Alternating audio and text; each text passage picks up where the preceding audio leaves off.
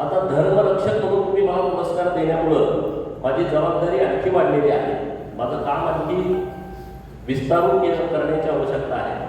आणि काय काय लोकांना वाटतं की अरे बाबा हे काहीतरी हिंदू मुस्लिम दंगल करायच्या दृष्टिकोनातून बोलतात का, यांना काय पडलंय असं, म्हणजे लांबून बघणारी लोक, परंतु ते कधी मुळात जात नाही, ते कधी खोलात जात नाही.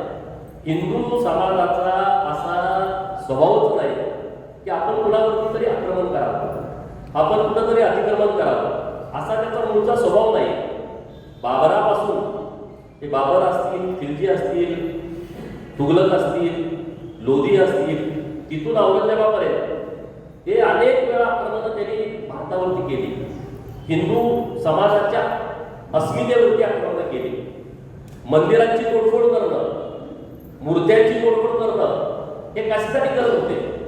कारण समाजामधल्या भावना अशा तयार झाल्या पाहिजे की अरे बाबा आपलं काही खरं नाही, आपल्या मंदिरावरतीच घाला करतोय घालतायत, आपण मंदिर वाचवू शकत नाही, आपली तीर्थक्षेत्र आपण वाचवू शकत नाही, आपली श्रद्धास्थान आपण वाचवू शकत नाही.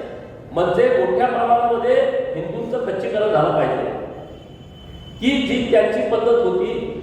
आज मोगल नाही, परंतु मोगल प्रवृत्तीची लोक आज पण आपल्यामध्ये आहेत आणि त्यांना ठेचून काढणं ही आपल्या सर्वांची जबाबदारी आहे.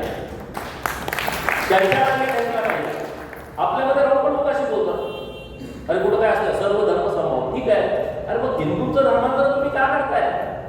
सर्व धर्म समभाव तुम्ही म्हणताय, मग हिंदूच्या लोकांना तुम्ही जोर जबरदस्ती का करताय की तुम्ही धर्मांतरण केलं पाहिजे?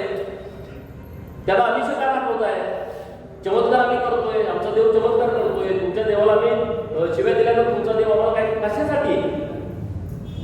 कुठल्याही धर्माचा अपमान करणं, त्याच्याविषयी आपणच बाळगणं ही आपली भूमिका नाही.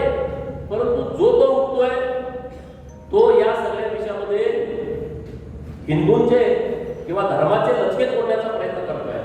तर आपली सर्वांची जबाबदारी आहे. आणि मला लोक आता सगळी बोलतात, जेव्हा या ख्रिश्चन लोकांनी माझ्या विरोधामध्ये राज्यभर मोर्चे काढले आणि त्यांची मागणी एकच आहे की गोपीचंद पडळकरची आमदारकी केली पाहिजे. आता मला काल परवा नोटीस पण आली मुंबई हायकोर्टाची की गोपीचंद पडळकरची आमदारकी रद्द करा, किंवा असं बोललाय, तसं बोललाय, आम्ही बोललाय, तसं बोललाय. आणि मी बोललो का? कशासाठी बोललो? तुम्ही आज गाववाड्यामध्ये कशासाठी जाताय? काय काम आहे तुमचं?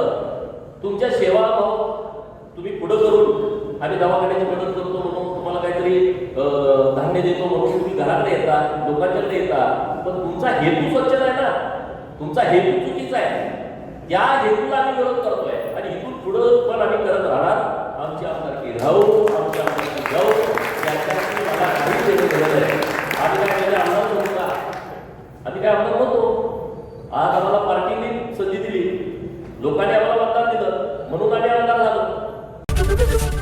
एबीपी माझा, उघडा डोळे बघा नीट.